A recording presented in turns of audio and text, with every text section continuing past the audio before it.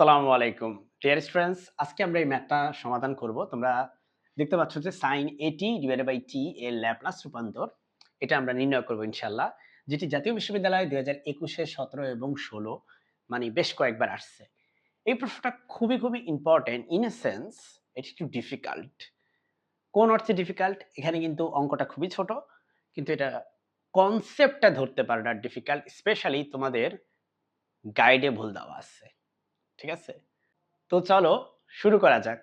প্রথমে আমরা জানি যে যদি কোনো একটা ফাংশন হয় let's say f of t, এবং এই ফাংশনকে যদি আমরা ল্যাপ্লাস ট্রান্সফরমেশন করি তখন আমরা একটা নতুন ফাংশন পাবো। লেটস সে সেটা হচ্ছে স্মল f, এবং সেই ফাংশনটা হবে এবার কার ফাংশন? সেটা হচ্ছে s এর ফাংশন।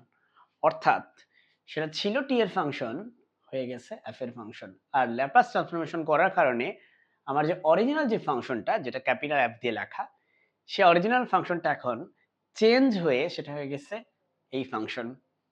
যদি এটা হয়, এটা তোমরা জানো, এটা হচ্ছে ল্যাপ্লাস ট্রান্সফরমেশনের ডেফিনিশন, রাইট?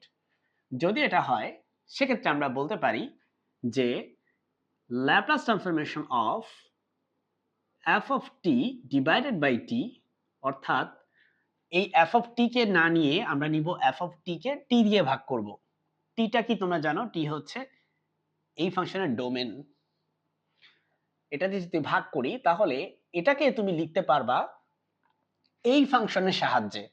এটা f of s আছে, এটা হয়ে যাবে f of u।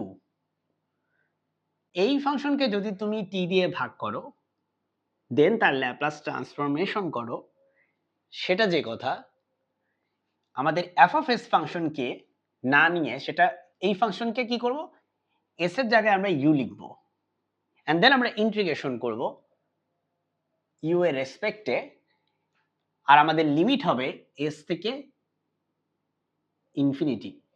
এটা হচ্ছে ল্যাপ্লাস ট্রান্সফরমেশনের একটা প্রপার্টি। এটা হচ্ছে ল্যাপ্লাস ট্রান্সফরমেশন একটা প্রপার্টি বা একটা ধর্ম।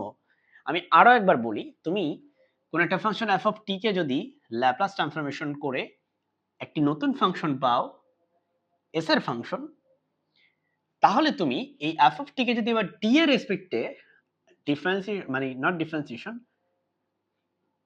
তাহলে যদি তুমি f of t K t দিয়ে ভাগ করে এই পুরো কোয়ান্টিটির ল্যাপ্লাস ট্রান্সফরমেশন নাও, সেটা হবে integration of f of u into du, আর লিমিটটা হবে s থেকে ইনফিনিটির মধ্যে।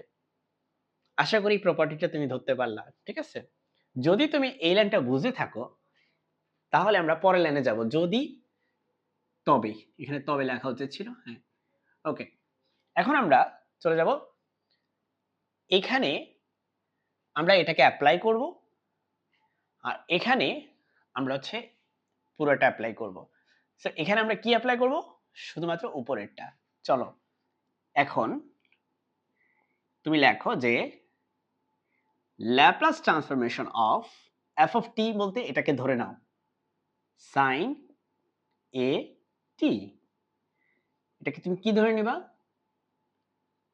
এটাকে ধরে নিবা f of t। তাহলে ধরি f of t সেটা হচ্ছে sin a t। আর এই যে sin a t Laplace transformation করলে কি হয় সেটা রিলেটেড অলরেডি আমি ভিডিও আপলোড করছি, সেটাও পরীক্ষার জন্য ইম্পর্টেন্ট। সো সেখানে তোমরা দেখতে পাবা যে আমি লিখছিলাম a divided by s square plus a square, এই ফর্মুলাটা আমি লিখছিলাম। সো এটা তুমি ডিরেক্ট লিখবা। এটা যদি তুমি জানো তাহলে তুমি এটাও বের করতে পারবা। কিভাবে? দেখো, আমরা এটা তুলি, চলো। তাহলে অথবা কাজেই L মানে ল্যাপ্লাস ট্রান্সফরমেশন, আর এখানে আছে আমাদের f of t মানে আসলে sin at, এখানে বসাও sin at divided by t। এটাই কিন্তু আমাদের বের করতে বলছে। দেখো, এটার এই ফাংশনটার ল্যাপ্লাস রূপান্তর বের করতে বলছে। সেটা কি হবে? এটা ইকুয়াল টু হচ্ছে এই ফর্মুলা মতে, এই সূত্র মতে এটা ইকুয়াল টু কি লেখা যায়? Integration s to infinity f of u. দেখো এফ মানে কি, এফ মানে এই যে এটা যদি এটা হয় তাহলে এটা মানে এটা। আমি আবার বলি, এটা যদি এটা হয় তাহলে এফ অফ এস মানে কিন্তু এটা কিন্তু এস এর ফাংশন। এটা যদি এফ অফ এস হয় অর্থাৎ অর্থাৎ এই জিনিসটা কি, এই জিনিসটা হচ্ছে এফ অফ এস। তাহলে তুমি বলো তো এফ অফ ইউ কি হবে, এখান থেকে বের করো। সুতরাং এফ অফ ইউ কি হবে, জাস্ট এস এর জায়গায় ইউ কে রিপ্লেস করে দিবা, এস এর জায়গায় এখানে ইউ কে এভাবে রিপ্লেস করে দিবা। এবার এখানে বসাও a divided by u square plus a square. Okay, এভাবে আমার মতো করে সাজিয়ে লিখবা, তাহলে ইনশাআল্লাহ ফুল মার্ক পাবা। এখন তোমাকে তো এটা বের করতে বলছে, আর এটা তো এটাই। সো এটা যদি আমি সামহাও বের করতে পারি সেটাই আমার অ্যান্সার। এ হচ্ছে একটা কনস্ট্যান্ট, সো সেটা ইন্টিগ্রেশনের বাইরে যেতে পারে, আমরা বের করে দিলাম। আমাদের উপরে থাকে d u divided by u square plus a u. আর নিঃসন্দেহে তোমরা এই ফর্মুলাটা জানো, আমি তারপরে একটু মনে করিয়ে দিই। ছোটবেলার ফর্মুলা, এটা হচ্ছে 1 by a into tan inverse x by a plus c. C হচ্ছে ইন্টিগ্রেশন কনস্ট্যান্ট। নিশ্চয়ই এই ফর্মুলা তোমার মনে আছে। সো যেহেতু এখানে ইউ আছে, সো এটা হয়ে যাবে tan ইনভার্স ইউ বাই এ।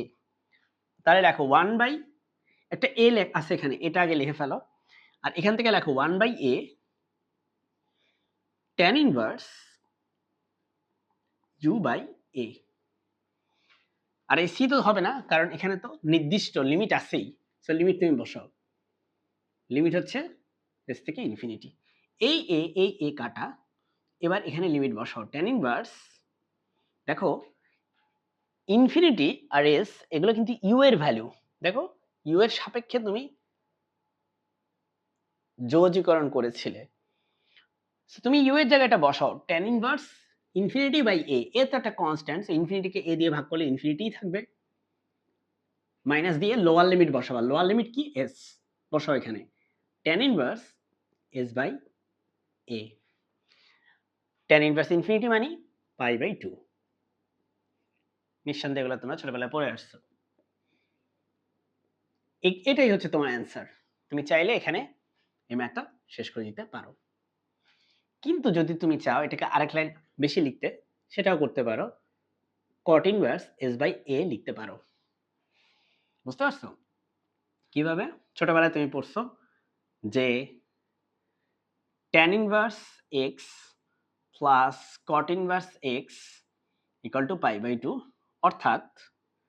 অর্থাৎ cot inverse x equal to pi by 2 minus tan inverse x।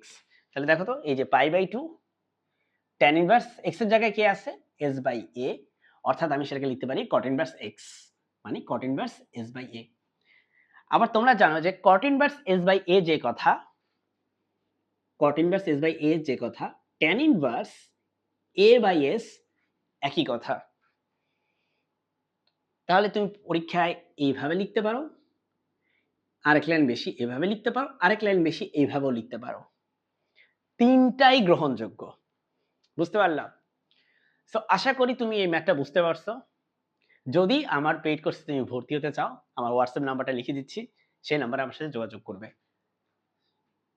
018510124333।